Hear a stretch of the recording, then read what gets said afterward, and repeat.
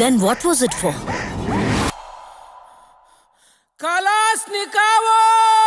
ಒಬ್ಬ ಆಕ್ಟರ್ ಆಗಿ ಏನು ಗಳಿಸ್ಕೊಂಡ್ರಿ ಏನು ಕಳ್ಕೊಂಡ್ರಿ? ರಾಜ್ಕುಮಾರ್ ಅವ್ರು ಹೇಳೋರು, ಒಬ್ಬ ಕಲಾವಿದನ್ನ ಪ್ರೇಕ್ಷಕರು ಹೆಂಗೆ ನೋಡ್ತಾರೆ ಅಂದರೆ ಕಣ್ತುಂಬ ನೋಡ್ತಾರೆ. ನಾವು ನಮ್ಮ ಇತಿಮಿತಿಗಳನ್ನು ಅರ್ಥ ಮಾಡ್ಕೋಬೇಕಲ್ವ. ದೊಡ್ಡ ದೊಡ್ಡ ಹೀರೋಗಳ ಜೊತೆ ಗುರುತಿಸ್ಕೊಂಡ್ರೆ ಸಿನಿಮಾ ಮಾಡಬೇಕು, ಒಳ್ಳೆ ಪಾತ್ರಗಳನ್ನು ಮಾಡಬೇಕು. ಅದೆಲ್ಲದಕ್ಕಿಂತ ಹೆಚ್ಚಾಗಿ ಈಗ ಒಬ್ಬ ಡೈರೆಕ್ಟ್ರು ಒಂದು ಟೀಮು ಅಂತ ಕೂತಾಗ ಜೀವನ ಕಟ್ಕೊಳ್ಳೋದು ಮುಖ್ಯನಾ ಇಲ್ಲಿ ಅಚೀವ್ ಮಾಡೋದು ಮುಖ್ಯನಾ ಅಂತ ಬಂದ್ಬಿಡುತ್ತೆ ಕರೆಕ್ಟ್ ಎಲ್ರಿಗೂ ಅಲ್ವಾ. ಕರೆಕ್ಟ್. ಅಂಥ ಟೈಮಲ್ಲಿ ಎಷ್ಟೋ ಜನ ಅಚೀವರ್ಸ್ ಏನು ಮಾಡ್ಬಿಡ್ತಾರೆ, ಹಿಂದೆ ಉಳೋದು. 4 ವರ್ಷದಿಂದ ನಿಮ್ಮ ಲೈಫಲ್ಲಿ ಒಂದು ಘಟನೆ ಕೂಡ ಆಗುತ್ತೆ ಶೂಟಿಂಗ್ ಸಂದರ್ಭದಲ್ಲಿ. ಆಗ ಫೋನ್ ಕೂಡ ಕಳೆದೋಗಿದ್ದು ನಮ್ದೆಲ್ಲ ಮೇಲಿಂದ ಬಿದ್ದು. ನಂದು ಇರಲಿಲ್ಲ, ವೈಫ್ ದಿವ್ಯಂದು ಇರಲಿಲ್ಲ. ಒಂದು ಮಾತು ಹೇಳಿದ್ರು ಅವರು, ಏನು ಯೋಚನೆ ಮಾಡ್ಬೇಡ ಅಜ್ಜಿ, ನಾನಿದ್ದೀನಿ, ಯಾವುದೇ ಕಾರಣಕ್ಕೂ ತಲೆ ಕೆಡಿಸ್ಕೊಂಡೆ. ಅದಾದಮೇಲೆ ಮನೆಗೆ ಬಂದಮೇಲೆ ದಿವ್ಯ ನಿರಂತರವಾಗಿ ನಾನು ಎದ್ದೇಳೋ ಪರಿಸ್ಥಿತಿಲೇ ಇರಲಿಲ್ಲ. ಸೊ ಅಂಥ ಟೈಮಲ್ಲಿ ಜೊತೆಗಿದ್ದು ಎಲ್ಲ ಸೇವೆಯನ್ನು ಮಾಡಿಲ್ಲ. ಅದು ಅಭ್ಯಾಸ ಇದ್ರೂ ಕೂಡ ಆ ಟೈಮಲ್ಲಿ ಇದ್ರೂ ಕಷ್ಟನೇ. ಪ್ರಜ್ವಲ್ ಸರ್, ಶೀತಲ್ ಪೂಜಾರಿ ಮತ್ತು ನಮ್ಮ ರಾಜ್ಬಿ ಶೆಟ್ಟಿ ಸರ್ ಅವರು ಕೋಣ ಜೊತೆ ಓಡೋದು ನೋಡಿ ನಮ್ಗೆ ಒಂಥರ ಮೈ ಜುಮ್ ಅನ್ಸುತ್ತೆ. ಸೊ ಆಮೇಲೆ ರಾಜ್ಬಿ ಶೆಟ್ಟಿ ಸರ್ ಕೊನೆವರೆಗೂ ಓಡೋರು. ಯಾಕೆ ಸರ್ ಬಿಟ್ಬಿಡಿ ಸರ್, ಟೇಕ್ ಓಕೆ ಆದ ತಕ್ಷಣ ಅಥವಾ ಕಟ್ ಆದ ತಕ್ಷಣ ಬಿಟ್ಬಿಡಿ ಸರ್, ಇಲ್ಲ ನಾವು ಡೈಲಿ ಮಾಧ್ಯಮ ಫಾಲೋ ಮಾಡಿ ಮತ್ತೆ ಮತ್ತೆ ವಿಸಿಟ್ ಮಾಡ್ತೀರಿ. ಒಬ್ಬ ಆಕ್ಟರ್ ಆಗಿ ಏನು ಗಳಿಸ್ಕೊಂಡ್ರಿ ಏನು ಕಳ್ಕೊಂಡ್ರಿ ಅಂತ ನಿಮಗೆ ಅನಿಸುತ್ತೆ? ಸರ್ ಆ್ಯಕ್ಟ್ರಿಗೆ ಭಾಳ ಮುಖ್ಯವಾಗಿ ಬೇಕಾಗ್ತದ್ದು ಪ್ರೀತಿ. ಅದು ಎಲ್ಲರೂ ಜನರಿಂದ ಮತ್ತು ನಮ್ಮ ಇಂಡಸ್ಟ್ರಿ ಅವರಿಂದ ಪ್ರಥಮವಾಗಿ. ಇವಾಗಲೂ ಕೂಡ ಇಂಡಸ್ಟ್ರಿ ಅವರು ಅಷ್ಟೇ ಪ್ರೀತಿ ಮಾಡ್ತಾರೆ, ಜನಗಳು ಕೂಡ ಅಷ್ಟೇ. ಎಲ್ಲೋದ್ರೂ KGF ಅಂತ ಮಾತಾಡ್ತಾರೆ. ಈಗ ಬರೋ ಸಿನಿಮಾಗಳ ಹೆಸರು ಹೇಳ್ತಾರೆ, ಒಂದು ಸೀರಿಯಲ್ ನಡೀತಿದೆ ಅದ್ರ ಹೆಸರು ಹೇಳ್ತಾರೆ, ನಂದಗೋಕುಲ ಅಂತ, ಸುಂದ್ರ ಅಂತ ಕರೀತಾರೆ, ಮನೆ ಮಗ ಹುಡುಗನ ಕರೆದಂಗೆ ಕರೀತಾರೆ. ಅದು ಬ್ಯಾಕ್ಟ್ರಿಗೆ ಅದೇ ಅಲ್ವಾ ಬೇಕಾಗಿರೋದು. ನಮಗೆ ಕಾಮಿಡಿ ಕಿಲಾಡಿಗಳಾದಮೇಲೆ ಹೆಂಗೆ ಮಾತಾಡ್ಸೋರು ಅಂತಂದರೆ, ಇಲ್ಲೇ ನಮ್ಮ ಪಕ್ಕದ ಮನೇಲಿ ಇದ್ದವನು ಎಷ್ಟೋ ವರ್ಷದ ಇವನು ಹುಡುಗ ಅನ್ನೋ ಥರ ಮಾತಾಡ್ತಾರೆ. ಈ ಕೆಲವರು ಬರ ಅಂತ ಅದೇ ಹೊಡೆದು ಮಾತಾಡ್ತಾರೆ. ಸೊ ಹಂಗೆ ನಾವು ಅವ್ರ ಹತ್ರ ಆಗೋದಿದೆಯಲ್ಲ, ಅದು ಯಾವುದೋ ಜನ್ಮದ ಪುಣ್ಯ ಅಲ್ವಾ. ರಾಜ್ಕುಮಾರ್ ಅವ್ರು ಹೇಳೋರು, ಒಬ್ಬ ಕಲಾವಿದನ್ನ ಪ್ರೇಕ್ಷಕರು ಹೆಂಗೆ ನೋಡ್ತಾರೆ ಅಂದರೆ ಕಣ್ತುಂಬ ನೋಡ್ತಾರೆ ಅಲ್ವಾ. ಸೊ ಹಂಗೆ ಅವರು ಕಣ್ತುಂಬ ನೋಡಿರ್ತಾರಲ್ಲ ಮನ, ಹಂಗಾಗಿ ಅವ್ರಿಗೆ ಏನಾಗಿದೆ, ಇವನು ಬೇರೆಯವನಲ್ಲ ಇವನು. ಸೊ ಹಾಗಾಗಿ ನಾನು ಕೂಡ ಯಾವಾಗಲೂ ಪ್ರೇಕ್ಷಕನ ತಂದೆ ತಾಯಿ ಅಂತಲೇ ಕರಿತಾ ಇರ್ತೀನಿ. ಅವರು ನಮ್ಮ ತಂದೆ ತಾಯಿ ಇದ್ದಂಗೆ. ಅವರು ಚಿಕ್ಕ ಹುಡುಗ ಇರ್ಬೋದು, ದೊಡ್ಡವ್ರು ಇರ್ಬೋದು. ಅಲ್ಲ, ಪಾತ್ರದ ಮೂಲಕ ಗುರುತಿಸಿದ್ರು ಅಂದ್ರೆ ಅದು ಆಕ್ಚುಲಿ ಆ ಕಲಾವಿದ ಗೆದ್ದವನಂತ ಅಲ್ವಾ. ಬಟ್ ಕಲಾವಿದನಾಗಿ ಏನು ಕಳ್ಕೊಂಡಿಲ್ಲ ಅಂತೀರ? ಖಂಡಿತ ಸರ್, ಕಳ್ಕೊಂಡಿಲ್ಲ. ಇವತ್ತು ಈ ಮಟ್ಟದಲ್ಲಿ ಇದ್ದೀನಿ ನಾನು, ಊಟ ತಿಂತಿದ್ದೀನಿ, ಬೆಂಗಳೂರಲ್ಲಿ ನೆಲೆ ಕಂಡ್ಕೊಂಡಿದ್ದೀನಿ ಅಂದರೆ ಕಾರಣ ಕಲೆ. ಎಲ್ಲ ಕೊಟ್ಟಿದೆ, ಅದು ಕಳ್ಕೊಳ್ಳೋದೇನಿದೆ ಅಂದರೆ ಅದೇನ ಹಿಂಗಿರುತ್ತೆ ಕೈ ಕಲೆದು, ಹಿಂಗಿರಲ್ಲ ಅಲ್ವಾ. ಅದು ಯಾವತ್ತೂ ಕೊಡ್ತಾನೆ ಇರುತ್ತೆ. ನಮ್ಮ ಅದೃಷ್ಟಕ್ಕೆ ಎಷ್ಟಿರುತ್ತೋ, ನಮ್ಮ ಭಾಗ್ಯಕ್ಕೆ ಎಷ್ಟಿರುತ್ತೋ ಅಷ್ಟು ಸಿಗುತ್ತೆ. ನಾವು ನಮ್ಮ ಇತಿಮಿತಿಗಳನ್ನು ಅರ್ಥ ಮಾಡ್ಕೋಬೇಕಲ್ವ. ಯಾವತ್ತು ಸಕ್ಸಸ್ಸನ್ನು ತಲೆಗೆ ತಗೋಬಾರ್ದು, ಸೋಲನ್ನು ಕೂಡ ತಲೆಗೆ ತಗೋಬಾರ್ದು ಅಂತ ಹೇಳ್ತಾರೆ. ಎರಡನ್ನೂ ತಲೆ ತಗೋಬಾರ್ದು ಅಂತ ಹೇಳ್ತಾರೆ. ಸಮಚಿತ್ತವಾಗಿ ಎರಡನ್ನು ಸ್ವೀಕರಿಸಿದ್ರೆ ಒಬ್ಬ ಕಲಾವಿದ ಖಂಡಿತವಾಗ್ಲೂ ಉಳಿಬಹುದು. ಸರ್ ಎಲ್ಲ ಕ್ಷೇತ್ರದಲ್ಲಿ ಇರುತ್ತೆ, ಎಲ್ಲರಿಗೂ ಇರುತ್ತೆ. ಇವತ್ತು ರೈತರಿಗೆ ಇಲ್ವ ಸರ್ ಅಲ್ವಾ? ರೈತರು 6 ತಿಂಗಳು ಕಷ್ಟಪಡ್ತಾರೆ ಅಲ್ವಾ ಸರ್, ಬೆಳೆ ಬೆಳಿಬೇಕು. ಅದು ಇನ್ನೇನು ಕೈಗೆ ಬಂತು ಅಂದಾಗ ಮಳೆ ಬಂದು ಹಾಳಾಗುತ್ತೆ, ಇಲ್ಲ ಮಳೆ ಇಲ್ಲದೆ ಹಾಳಾಗುತ್ತೆ. ಅದತ್ರ 100 ಸಿನಿಮಾ ಅಂತ ಹೇಳಿದ್ರಿ. ಅಂದರೆ ಸಣ್ಣ ಪುಟ್ಟದ್ದೆಲ್ಲ ಸೇರಿಸಿ ಬಂದೋಗೋ ಕ್ಯಾರೆಕ್ಟರ್. ಭಾಳ ತೃಪ್ತಿ ಕೊಟ್ಟಂತಹ ಪಾತ್ರಗಳು ಯಾವುದಾದ್ರೂ ಇದೆ ಸರ್? ಅದೇ KGF, ಆಮೇಲೆ ಅಕ್ಷಿಯಲ್ಲಿ ನ್ಯಾಷನಲ್ ಅವಾರ್ಡ್ ಆಯಿತು. ಇನ್ನೊಂದು 3 ಕಾಜಿನ ಕುದುರೆ ಅಂತ ಬಂತು, ಅದರಲ್ಲೂ ಒಳ್ಳೆ ಕ್ಯಾರೆಕ್ಟರ್ ಇತ್ತು. ಈಗ ಕರಾವಳಿಯಲ್ಲಿ ಅದರಲ್ಲೂ ಚೆನ್ನಾಗಿದೆ ಕ್ಯಾರೆಕ್ಟ್ರು. ಸೊ ಈಗ ಸುಮಾರು ಇದೆ ಸರ್ ಆ ಥರದ್ದು. ಈಗೊಂದು ನಮ್ಮ ಮಧ್ಯ ಕರ್ನಾಟಕ ಸ್ಲ್ಯಾಂಗಲ್ಲಿ ಒಂದು ಸಿನಿಮಾ ಬರ್ತಾ ಇದೆ, ಓಕೆ, ಅಲ್ಟ್ರಾ ಲಿಜೆಂಡ್ಸ್ ಅಂತ. ಓಕೆ, ನಮ್ಮ ಮಧ್ಯ ಕರ್ನಾಟಕ ಭಾಗದ ಜನರನ್ನ ಇದನ್ನ ಯಾರು ನೆನಪು ಮಾಡ್ಕೊಳ್ಳೋದಿಲ್ಲ, ಕಡಿಮೆ ಆ್ಯಕ್ಚುಲಿ. ಒಂದು ಈ ಕಡೆ ಕೋಸ್ಟಲ್ಗೆ ಹೋಗ್ತಾರೆ, ಇಲ್ಲ ಬೆಂಗಳೂರು ಬಿಟ್ಟರೆ ಈ ಕಡೆ ಮಂಡ್ಯ, ಮೈಸೂರು, ಇಲ್ಲ ಫುಲ್ ಉತ್ತರ ಕರ್ನಾಟಕ. ಮಧ್ಯ ಕರ್ನಾಟಕ ಅನ್ನೋದು ಒಂದು ಭಾಗ ಇದೆ, ಅಲ್ಲೇನೆ ಶೂಟ್ ಮಾಡಿದಾರೆಲ್ಲ. ಹೂವಿನಡಗಲಿ ಸುತ್ತಮುತ್ತ ಒಳಗೊಂದಿ ಅಂತ ಇದೆ. ಸೊ ಅಲ್ಲಿ ಅವರು ಡೈರೆಕ್ಟರ್ ಬಂದು ಆ ಕಡೆ ಆ ಭಾಗದವ್ರೆ, ಪ್ರೊಡ್ಯೂಸರ್ ಬಂದು ಆ ಭಾಗದವ್ರೆ. ರೋಹಿತ್ ಅಂತ ಪ್ರೊಡ್ಯೂಸರ್, ಸಚಿನ್ ಅಂತ ಡೈರೆಕ್ಟರ್. ಸೊ ಅವ್ರು ಮಾಡಿದ್ರು. ಅದರಲ್ಲೂ ರಾಕೇಶ್ ಅಡಿಗ, ಸಿದ್ದು ಮೂಲಿಮನಿಯವರು, ಆಮೇಲೆ ನಮ್ಮ ಅಮೃತ ಅವರು, ಪ್ರೇಮ್ ಸರ್ ಮಗಳು, ಹುಲಿಗಪ್ಪ ಕಟ್ಟಿಮನಿಯವರು, ಅವರೆಲ್ಲ ಆ್ಯಕ್ಟ್ ಮಾಡಿದ್ದಾರೆ. ಇವತ್ತೆಲ್ಲರೂ ಅನ್ಕೊಳ್ತಾರೆ ಅಂದರೆ ಒಂದು ಹೀರೋ ಜೊತೆ ದೊಡ್ಡ ದೊಡ್ಡ ಹೀರೋಗಳ ಜೊತೆ ಗುರುತಿಸ್ಕೊಂಡ್ರೆ ಒಂದು ಸೆಪರೇಟ್ ಟ್ರ್ಯಾಕ್, ಒಂದು ಐಡೆಂಟಿಟಿ ಸಿಗುತ್ತೆ ಅಂತ. ನಿಮ್ಗೆ ಆ ಥರದ್ದು ಏನಾದ್ರು ಥಾಟ್ಸ್ ಇದೆಯಾ? ಒಟ್ಟಿನಲ್ಲಿ ಸಿನಿಮಾ ಮಾಡ್ಬೇಕು ಅನ್ನೋದಿದೆ ಸರ್, ಅಷ್ಟೇ. ಸಿನಿಮಾ ಮಾಡಬೇಕು, ಒಳ್ಳೆಯ ಪಾತ್ರಗಳನ್ನು ಮಾಡಬೇಕು. ಅದೆಲ್ಲದಕ್ಕಿಂತ ಹೆಚ್ಚಾಗಿ ಈಗ ಒಬ್ಬ ಡೈರೆಕ್ಟ್ರು ಒಂದು ಟೀಮು ಅಂತ ಕೂತಾಗ, ಒಬ್ಬ ಬರಹಗಾರ ಅಂತ ಕೂತಾಗ, ಸೊ ನೋಡಿ ಅವರು ಒಂದು ಪಾತ್ರವನ್ನು ಒಬ್ಬ ಕಲಾವಿದನಿಗೆ ಯೋಚನೆ ಮಾಡ್ತಾರೆ. ಕರೆಕ್ಟ್ ಅಲ್ವಾ? ಅದು ಏನಕ್ಕೆ ಯೋಚನೆ ಮಾಡ್ತಾರೆ? ಈ ಕಲಾವಿದ ಈ ಪಾತ್ರವನ್ನು ಮಾಡಿದರೆ ಅದಕ್ಕೆ ಜೀವ ತುಂಬ್ತಾನೆ, ನಾವು ಆ ಥರದ್ದು ಹಿಂದೆ ಯಾವ್ದು ಮಾಡಿದ್ದು ಅವಕಾಶ ಬೇಡ, ಆ ಮುಂದೆ ಥರ- ಹಂಗೆ ಮಾಡ್ತೀನಿ ಬೇಡ. ಅಲ್ವಾ? ಈ ಸಿನಿಮಾಗೆ ಹ್ಮ್. ನಾನು ಖಾಲಿ ಆಳಿಯಾಗಿ ಹೋದರೆ ಹ್ಮ್. ಅವ್ರು ಏನೇನೆಲ್ಲ ಮಾಡಿಸ್ಬೋದು ಅನ್ನೋದನ್ನು ನಾನು ಮಾಡಿಬಿಟ್ರೆ ನಾನು ಕಲಿತೀನಿ, ಜೊತೆಗೆ ಅವ್ರಿಗೂ ತೃಪ್ತಿ ಆಗ್ಬಿಡುತ್ತೆ. Very true. ಕಲಾವಿದ ಆದವನು ಮೊದಲು ಅರ್ಥ ಮಾಡ್ಕೋಬೇಕಾಗಿರೋದು ಹ್ಮ್. ತಾನು ಅಂದುಕೊಂಡಿದ್ದೆಲ್ಲ ಪಾತ್ರಗಳು ಸಿಗುತ್ತೆ ಅನ್ನೋದಲ್ಲ, ಹೌದು. ಸಿಕ್ಕ ಪಾತ್ರಗಳನ್ನ ಏನ್ ಬೆಟರ್ ಮಾಡ್ಬೋದು. ಮಾಡ್ಬೇಕು. ಹೌದಲ್ವ ಸರ್, ಅದನ್ನೇ ಅಲ್ವಾ ಯೋಚನೆ ಮಾಡೋದು ಬೇಕಾಗಿರೋದು.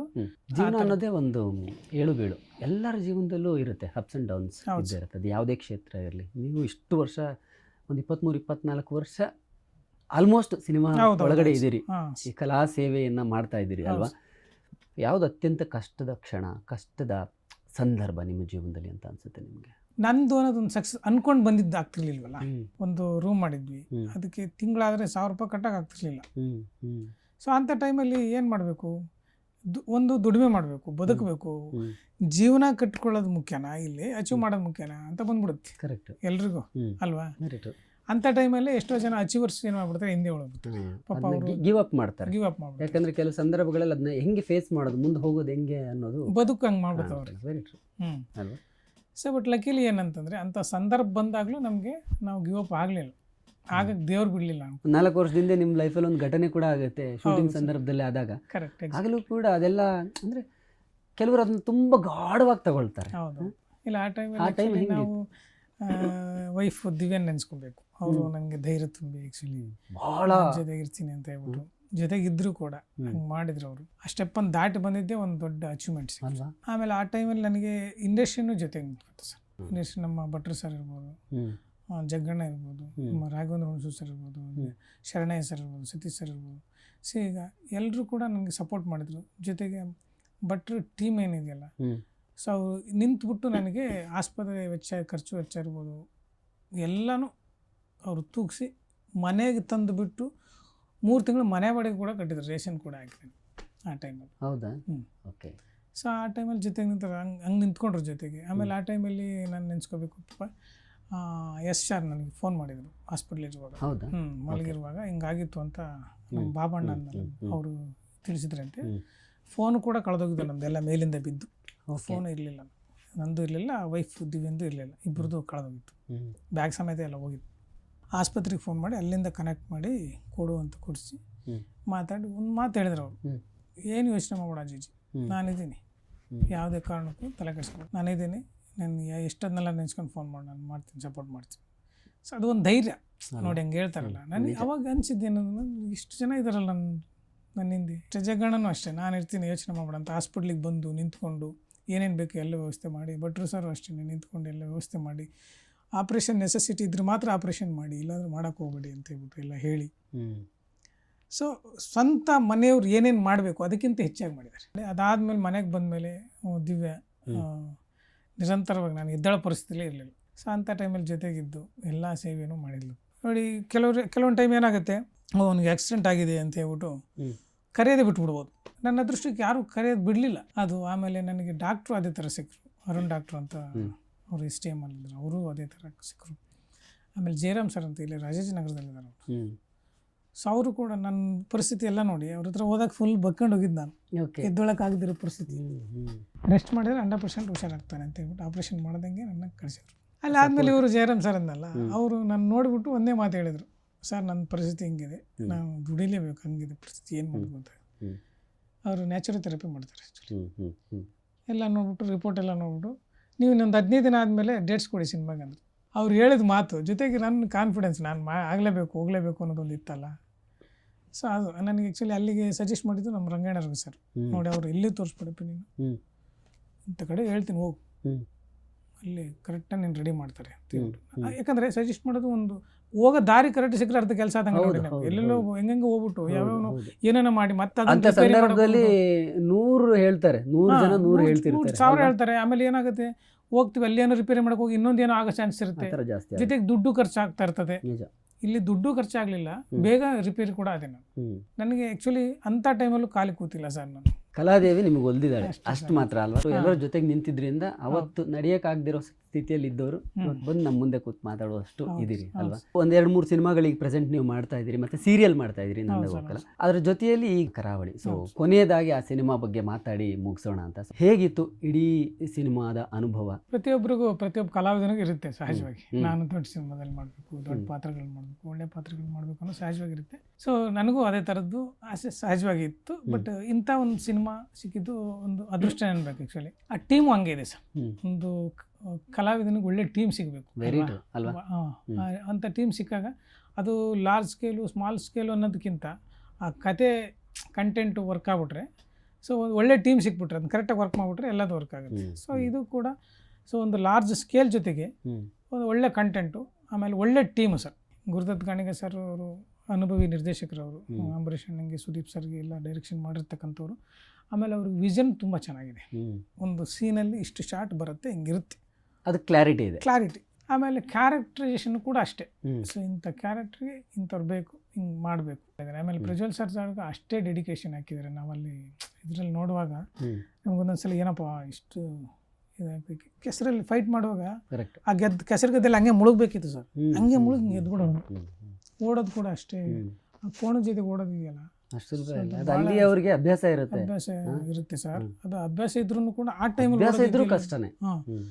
ಪ್ರಜ್ವಲ್ ಸರ್, ಶೀತಲ್ ಪೂಜಾರಿ ಮತ್ತು ನಮ್ಮ ರಾಜ್ಬೀರ್ ಶೆಟ್ಟಿ ಸರ್, ಅವರು ಕೋಣ ಜೊತೆಗೆ ಓಡೋದು ನೋಡಿ ನಮ್ಗೆ ಒಂಥರ ಮೈ ಜುಮ್ ಅನ್ಸೋದು. ಸೊ ಆಮೇಲೆ ರಾಜ್ಬೀರ್ ಶೆಟ್ಟಿ ಸರ್ ಕೊನೆವರೆಗೂ ಓಡೋರು. ಯಾಕೆ ಸರ್ ಬಿಟ್ಬಿಡಿ ಸರ್, ಟೇಕ್ ಓಕೆ ಆದ ತಕ್ಷಣ ಅಥವಾ ಕಟ್ ಆದ ತಕ್ಷಣ ಬಿಟ್ಬಿಡಿ ಸರ್ ಅಂದ್ರೆ, ಇಲ್ಲ ಅವು ಕೋಣಗಳು ಅಡ್ಜಸ್ಟ್ ಆಗ್ಬಿಟ್ಟಿರ್ತವೆ. ಕರೆಕ್ಟ್ ಮಧ್ಯದಲ್ಲಿ ಬಿಡಂಗಿಲ್ಲ. ಮಧ್ಯದಲ್ಲಿ ಬಿಟ್ಬಿಟ್ರೆ ತಿರ್ಗಾ ಇಷ್ಟೇ ಅಂತ ಅವು ಮೈಂಡ್ ಸೆಟ್ ಆಗ್ಬಿಡುತ್ತೆ ಓಕೆ ಅಂತೇಳಿ. ಆಮೇಲೆ ಶೀತಲ್ ಪೂಜಾರಿ ಕೂಡ ಹಂಗೆ ಓಡೋರು ಪಾಪ. ಅವ್ರ ಜೊತೆಗೆ ಅವ್ರು ದೊಡ್ಡ ದೊಡ್ಡ ಕೋಣಗಳು ಅವರು ಹಂಗೆ ಓಡೋರು. ಇವರು ಕೂಡ ಅಭ್ಯಾಸ ಇಲ್ಲ ಅಂದರೂ ಕೂಡ ಪ್ರಜ್ವಲ್ ಸರ್ ಅಷ್ಟೇ ಡೆಡಿಕೇಶನ್ ಹಾಕಿ ಪ್ರತಿ ಶಾರ್ಟಲ್ಲೂ ಆ ಕಡೆಗೆ ದಾಟೋವರೆಗೂ ಓಡೋರು. ಸರ್ ನಂದು ಒಂದು ಪಾತ್ರ, ನಂದು ಈ ಎಲ್ಲ ಪಾತ್ರಗಳು ಮಂಗಳೂರು ಸ್ಲ್ಯಾಂಗ್ ಮಾತಾಡ್ತಾರೆ. ನಂದು ವಿಶೇಷ ಏನಂದರೆ, ನಿರ್ದೇಶಕರಿಗೆ 7 ಜನ್ಮದ ಕರುಣೆ ಇತ್ತೇನೋ ನನ್ನ ಮೇಲೆ. ಗುರುದತ್ ಗಾಣಿಗ ಸರ್ ನನ್ನ ಪಾತ್ರ ಉತ್ತರ ಕರ್ನಾಟಕ ಮಾಡಿದ್ರು. ಅಂದರೆ ಆ ಸ್ಕ್ರಿಪ್ಟಲ್ಲೇ ಹಂಗಿದೆ ಆ ಕ್ಯಾರೆಕ್ಟ್ರು.